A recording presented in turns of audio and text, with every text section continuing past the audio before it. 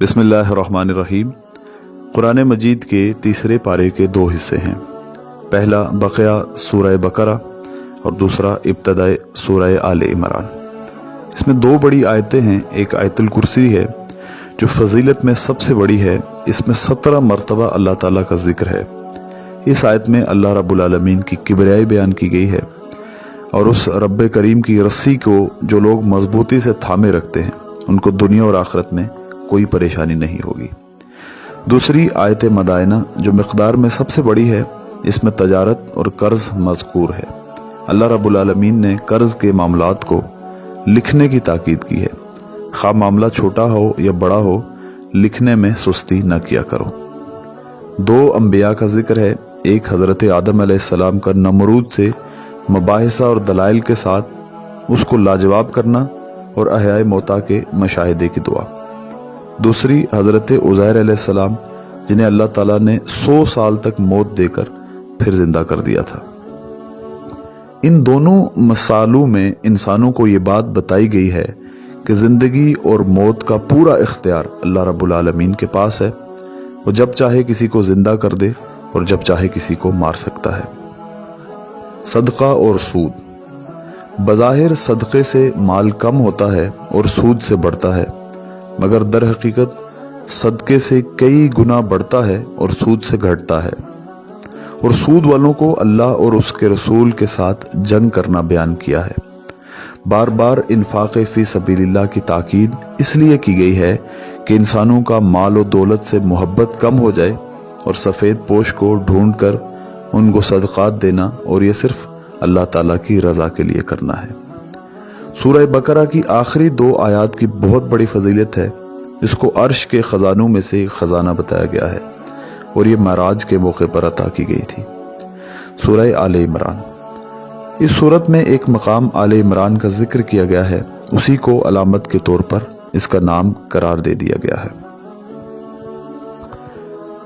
सूरह बकरा से सूरह आले इमरान की मुनासबत यह है कि दोनों सूरतों में कुरान की हक्कानियत और अहले किताब से खिताब है। सूरह बकरा में अक्सर खिताब यहूद से है, जबकि आले इमरान में अक्सर रोए सुखन नसारा की तरफ है। खिताब और मुबाहिस। सूरत का खिताब खुसूसियत के साथ दो ग्रोहों की तरफ है।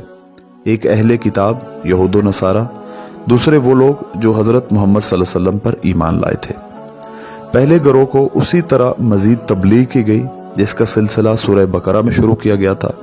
उनके एतकादी गुमराहियों और अखलाकी खराबियों पर तंबीह करते हुए उन्हें बताया गया है कि ये रसूल, ये कुरान उसी दीन की तरफ बुला रहे हैं जिसकी दावत शुरू से तमाम अंबिया देते चले आए हैं और जो फितरतुल्लाह के मुताबिक एक ही दीन हक है।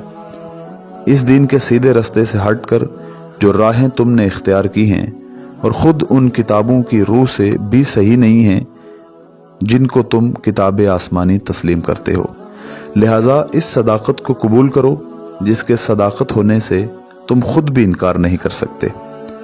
दूसरे ग्रोह को जो अब बेहतरीन उम्मत होने की हैसियत से हक़ की अलमबरदार है और दुनिया की इस्लाह की ज़िम्मेदार बन चुकी है, उसी सिलसिले में मज़ीद हदायत दी गई है जो सूरह बकरा में शुरू हुआ था। इन्हें पिछली उम्मतों के मजहबी अखलाकी ज़वाल का इबरतनाक नक्शा दिखाकर मुतनब्बे किया गया है कि इनके नक्शे कदम पर चलने से बचें। उन्हें बताया गया है कि एक इस्लाह करने वाली जमात होने की हैसियत से वो किस तरह काम करें और उन अहले किताब और मुनाफिक मुसलमानों के साथ क्या मामला करें जो खुदा के रास्ते में तरह तरह की रुकावटें डाल रहे हैं। उन्हें अपनी कमजोरियों की इस्लाह पर भी मुतवज्जो किया गया है जिनका ज़ुहूरे जंगे उहद के सिलसिले में हुआ था। इस तरह ये सूरत न सिर्फ अपने आप मुख्तलिफ अज्जा में मुसलसल और मरबूत है, बल्कि सूरह बकरा के साथ भी इसका एक करीबी ताल्लुक़ नज़र आता है। ये बिल्कुल इसका तमतमा मालूम होती है और ये महसूस होता है कि इसका फितरी मकाम बकरा से मुत्तसिल है। मरगूबात नफ्स। लोगों के लिए मरगूबात नफ्स औरतें, औलाद, सोने चांदी के ढेर, चीदा घोड़े, मवेशी और ज़रई ज़मीनें बड़ी खुशाइंद बनाकर बयान की गई हैं। مگر یہ سب دنیا کی چند روزہ زندگی کے سامان ہیں، حقیقت میں جو بہتر ٹھکانہ ہے وہ تو اللہ کے پاس ہے۔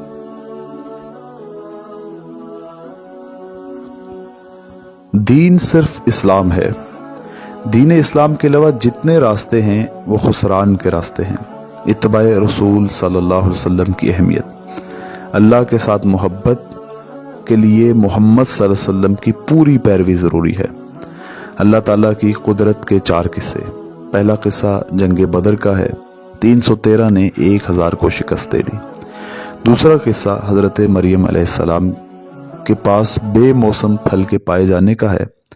تیسرا قصہ حضرت زکریا علیہ السلام کو بڑھاپے میں اولاد عطا ہونے کا ہے، اور چوتھا قصہ حضرت عیسیٰ علیہ السلام کا بغیر باپ کے پیدا ہونے، بچپن میں بولنے اور زندہ آسمانوں پر اٹھائے جانے کا ہے۔ مناظرہ، مباہلہ اور مفاہمہ۔ اہل کتاب سے مناظرہ ہوا، پھر مباہلہ ہوا کہ تم اپنے اہل و عیال کو لے آؤ، میں اپنے اہل عیال کو لے آتا ہوں، پھر مل کر خوش و خضوع سے اللہ تعالیٰ سے دعا مانگتے ہیں کہ ہم میں سے جو جھوٹا ہے اس پر خدا کی لعنت ہو۔ وہ تیار نہ ہوئے تو پھر مفاہمہ ہوا، یعنی ایسی بات کی دعوت دی گئی جو سب کو تسلیم ہو، اور وہ کلمہ لا الہ الا اللہ۔ ایمان نصیب ہونے کے بعد اس موقع سے فائدہ اٹھانا چاہیے اور ایمان کا حق ادا کرنا چاہیے، اور اس پر بار بار اللہ کا شکریہ ادا کرنا چاہیے، ورنہ یہ موقع بار بار نہیں ملتے اور اللہ ناقدری برداشت نہیں کرتا۔ انبیاء سابقین سے عہد۔ انبیاء سابقین سے عہد لیا گیا کہ جب آخری نبی آئے تو تم اس کی بات مانو گے، اس پر ایمان لاؤ گے، اور اگر تمہارے بعد آئے تو تمہاری امتیں اس پر ایمان لائیں۔ آخرت میں کامیابی کے لیے اسلام کے علاوہ کوئی دین قابل قبول نہیں ہے۔ ربنا لا تزغ قلوبنا بعد اذ ہدیتنا وہب لنا من لدنک رحمہ انک انت الوہاب۔ اے ہمارے رب، ہمارے دل ٹیڑے نہ کر اس کے بعد کہ تو نے ہمیں ہدایت دی، اور ہمیں رحمت عطا کر، بے شک تو بڑا دینے والا ہے۔